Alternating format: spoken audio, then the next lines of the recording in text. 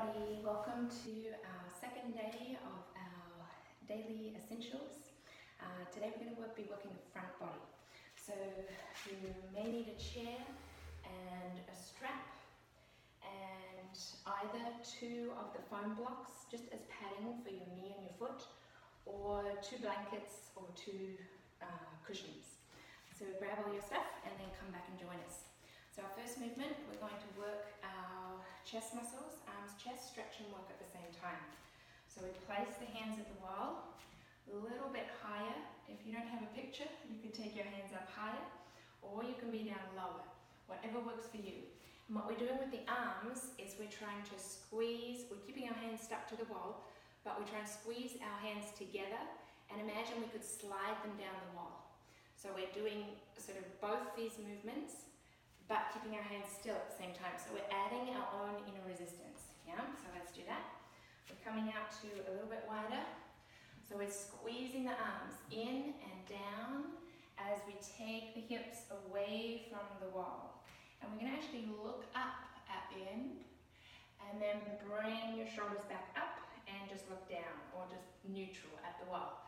So squeezing the arms in, imagine the hands are sliding down towards the floor as you take the hips back and gently look up, and then come back to neutral or your start point. Now as you go through these, you might feel like you need to change your hand position. That's good. Again, listen to your body. So we're squeezing the arms towards each other. We're imagining they're sliding down to our feet, and then we're going to look up as the hips slide back. Yeah, let's do three more. Hands sliding in and down, looking up, coming back to neutral, in and down, the feet are planted, coming back to neutral. So the resistance is all as we take the hips back and look up. Yeah, last one, squeeze in and down, look up, and then head back to neutral. Good. Now we're going to do a single arm, chest and shoulder. So just placing your hand at the wall. Again, you can suss out where you want to be. You can be back down lower than the shoulder. You can be higher. I'm going to go lower than the shoulder. So I'm turning myself away from the wall and away from the hand that's on the wall. I'm pressing that hand into the wall and then walking my arm, my shoulder into the wall and then back. So you're just sort of walking into that stretch, leaning into that stretch as you press your hand into the wall. And again, you can do your hand at any height. You can bring it up here, move into the wall. So the resistance is as you move into the stretch. I can actually feel it the most, a bit higher today.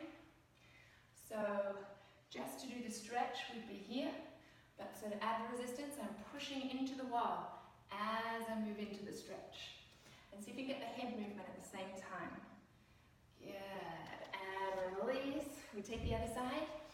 So I'm going to feel out this arm. So I'm just stretching right now. I'm just sort of going through the range of motion, seeing where it feels, oh yeah, right there, most restricted. So I'm going to hold it there, I'm going to push into the wall, and then take my torso towards the wall. Good, push into the wall. So it probably feel like more work than stretch, yeah? That's sort of what we want. Press into the wall like you're trying to push your hand right through the wall as you take the shoulder through. Yeah, I just felt that release. So I'm going to play around with my hand again. Oh yeah, there's one right there. Pressing and releasing. Good. Yeah, and again, you can hear how hard I'm working as my breath. It's much easier if you just breathe through this, don't talk. But you can, once you get the hang of it, you're controlling your strength, yeah? Good. Last one. And relax. Yeah, so really good for the chest and shoulders posture, yeah? Okay, our next one, we're going to do our wall down dog, hamstrings, and we're going to get our proprioception coordination switched on. So we've got hands at hip height, coming into our wall down dog. We're placing the hands shoulder width, stepping back, so we're making a nice rectangle with the floor, our legs, our back, and the wall. So option one is to stay right here. You might have your knees bent to start with, that's okay, stay there. Gradually, you can start to press the thighs back, lift the kneecaps. We're pressing the hands through the wall. We're attempting to straighten the elbows. Now, if this feels pretty good, you can stay here. If you'd like a little bit more of a challenge, we can bring the feet together, lining up the big toes with your center line.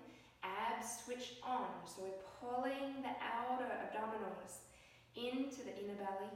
We're tucking your front ribs into the back ribs. And then just see if you can raise one leg without lifting the hip, yeah? So we're keeping the hips level. You might want to stay right there with that back leg nice and straight. If there's even more, you can bring the opposite arm back towards your hip. Bring that arm back. Bring the leg back. And we'll take the other side. So left leg straight back, or your other leg. Again, really trying to keep the arms stable, the back stable, the hip stable.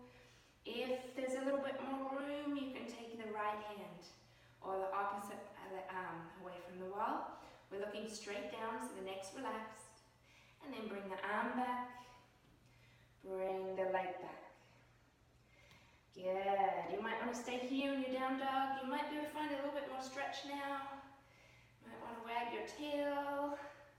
Again, listening to the movements that your body wants to do. And then making your way out. Good. Have a little rest. We're going to come down onto the floor for some ab work. And then do some quads. Yeah? So, just lying flat on your back. Hug the knees in. So first version of abs, we're doing our heel slides. So we're going to do a funny little thing with our hands here. We're making our cupcake hands. Fingertips on the floor. So imagining there's a cupcake under your hand and you want to eat it later. We're going to make sure we're not arching the back. So we're trying to gently make contact with your whole back to the floor. We're going to cupcake the hands, fingertips on the floor, elbows pulling towards each other, and head gently pressing into the floor. Now if you can already feel your abs here, and it feels like if you let go, that would just pop up, you're going to stay right with that. That's all you do. Just pull the elbows together. Try and press your back mindfully into the floor. If there's a little bit more strength, we can raise one leg, maybe two legs. Maybe just holding here, pulling the elbows towards each other. Maybe starting to slide one knee away and back. And we're making sure we keep the knees right over the hips.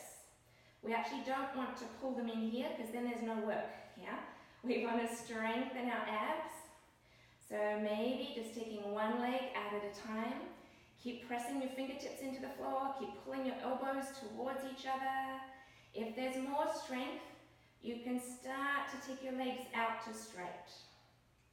And if you've done a lot of core work, you could do your full leg lifts here, yeah? So straight up, straight down.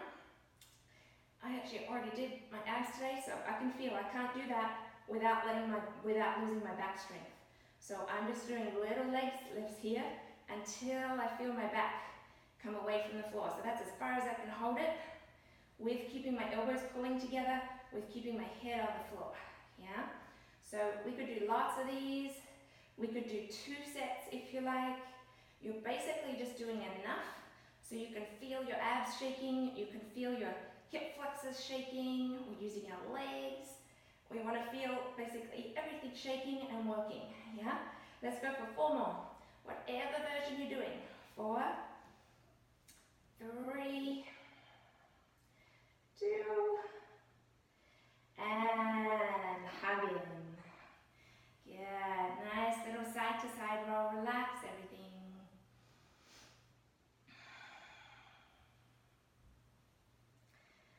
Well done. That core strength is so crucial for everything working correctly in our body, for our posture, also our mental and emotional strength and stamina. Good. You can roll yourself up.